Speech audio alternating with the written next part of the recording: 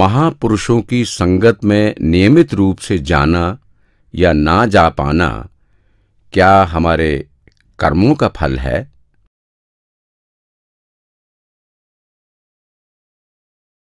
हमारी जो ज़िंदगी है वो 75% प्री ऑर्डेंड है। पहले से ही हमारी ज़िंदगी में क्या होना है, जो प्रलब्ध कर्म है जो हमारी ज़िंदगी में डलने हैं वो पहले से ही बने हुए हैं। लेकिन 25% हमारे अंदर फ्री विल है। अगर किसी मंजिल तक हमने पहुंचना है तो वहाँ पहुंचने के लिए हमें कुछ मेहनत करनी पड़ती है। कबीर साहब तो यहाँ तक फरमाते कि एक बार नहीं हम 1000 बार अपने सदगुरु के दर्शन करें, क्योंकि उससे क्या क्या हमें आध्यात्मिक गेन होगा, फल मिलेगा, वो हम कभी समझ नहीं पाएंगे। लेकिन जब हम उनके अंग संग होते हैं तो फिर हमारा ध्यान दुनिया से हटकर पिता परमेश्वर की ओर होता है और हमारे कदम तेज़ी से अपनी मंजिल की ओर बढ़ने शुरू हो जाते हैं। तो ये हम सबको पूरी कोशिश करनी चाहिए कि जब हमें मौका मिले तो हम अब दर्शन करें। मन बहुत से वादाएं खड़ी कर देता है और कई चीज़ें उस समय शायद लगेगा कि ये बहुत ज़रूरी करनी, इसके बगैर हमारा गुजारा नहीं हो रहा, और मन हमें अपनी मंजिल तक पहुंचने से डिरेल कर देता है, हटा देता है। लेकिन हमें अपने आप को पक्का करना है, और जिस चीज़ से हमें मदद मिलेगी अगर वो हमारे को समझ आ जाए तो फिर हम उस चीज़ को ज़रूर करना चाहेंगे। इस करके एक लगन इंसान के अंदर होनी चाहिए पिता परमेश्वर को पाने की। और जब ये हमारे अंदर से हमें यकीन हो जाए कि जब हम दर्शनों के लिए जाएंगे तो हम फिर अपनी मंजिल की ओर तेज़ी से बढ़ेंगे, तो फिर हम ज़रूर उनके दर्शन जब भी हमें मौका मिलेगा उनको करने के लिए आएंगे। और ये सोचना नहीं चाहिए कि अगर आज हम दर्शन करने नहीं गए तो शायद ये हमारे उसमें लिखा नहीं था। कुछ हम एफर्ट डालते हैं तो ग्रेस और भी मिलती है। तो हमें अपनी तरफ से पूरी कोशिश करनी चाहिए वो करने की जो हमारे लिए ठीक है। और उसके बावजूद अगर किसी कारण हम नहीं पहुंच सकते तो बात हो रहा है, लेकिन ये सोचना कि हो आज ये चीज़ ज़रूरी, आज वो चीज़ ज़रूरी, इस करके हम जा नहीं सकते, वो भी मन का एक धोखा है हमें अपनी मंजिल से दूर रखने का। हम अपने विचारों को कैसे वश में कर सकते हैं?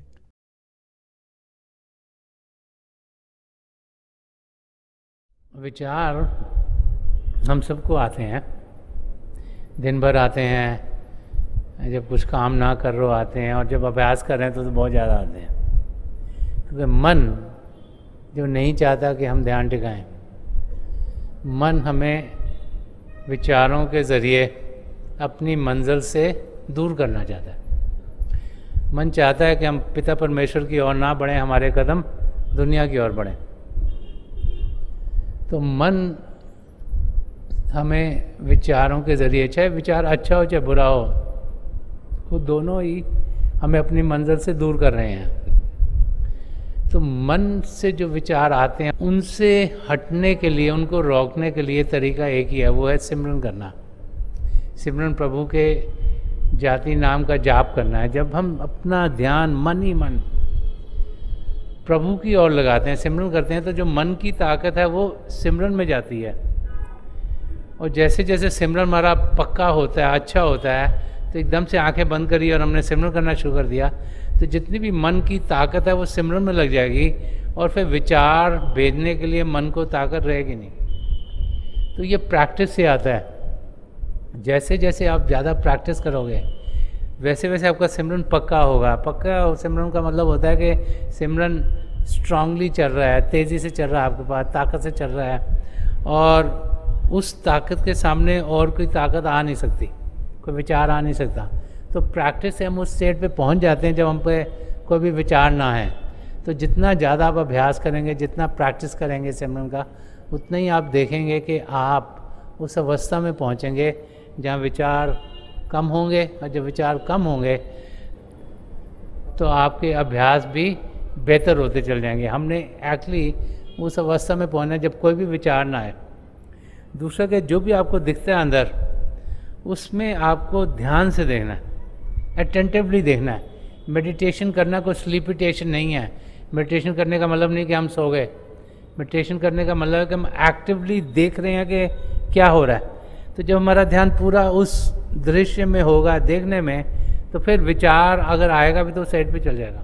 तो दो चीज़ें जरूर, एक सिमरन प्रॉपरली हो और एक अटेंशन अभ्यास में बहुत फोकस्ड हो, कॉन्सेंट्रेटेड हो, और ताकि हम अपने आप को एकाग्र उस अभ्यास के अंदर कर पाएँ।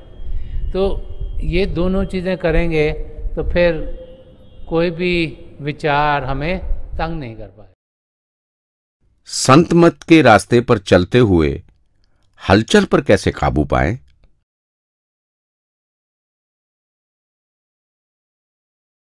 जब हम सतमत के रास्ते पर चलते हैं तो सबसे पहले तो हमें यकीन पिता परमेश्वर में होना चाहिए।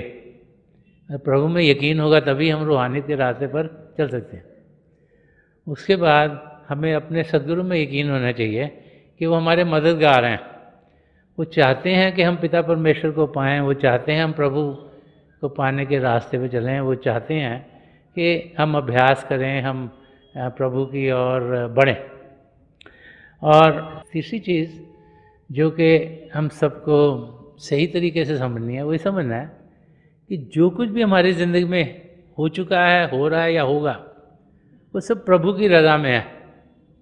अगर कुछ ऐसा हो गया है जो हमें अच्छा नहीं लगा, तो ये जानना कि गड़बड़ हमने ही करी थी पहले, ये नहीं कि प्रभु हमसे नाराज़ हैं।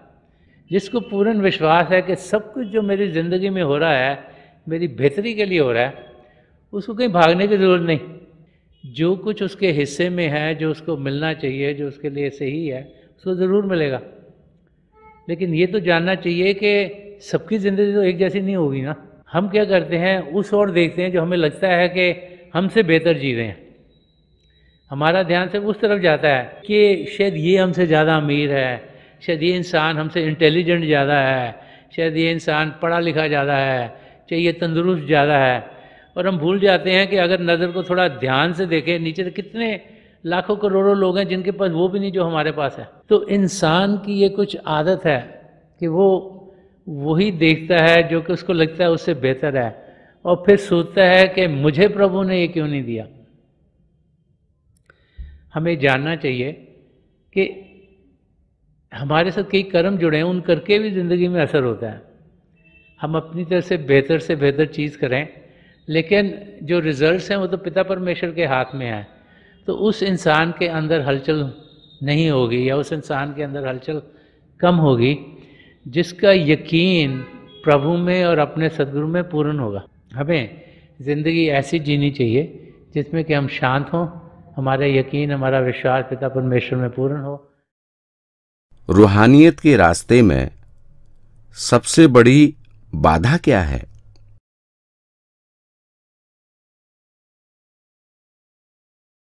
रूहानियत का रास्ता प्रेम का रास्ता है।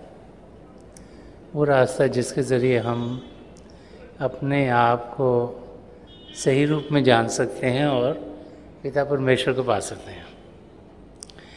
तो रूहानियत का रास्ता सच्चाई को जानने का रास्ता है,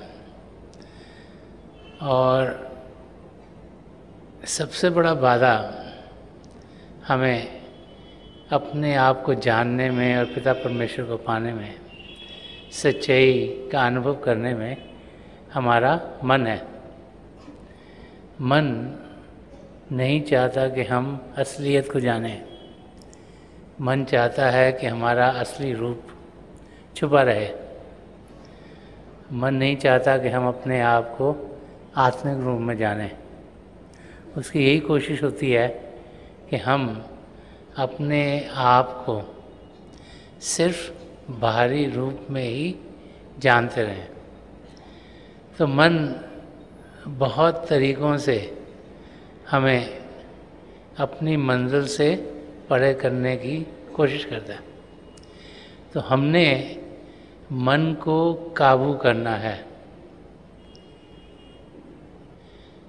एक किसी महापुरुष ने कहा कि मन के हारे हार है, मन के जीते जीत।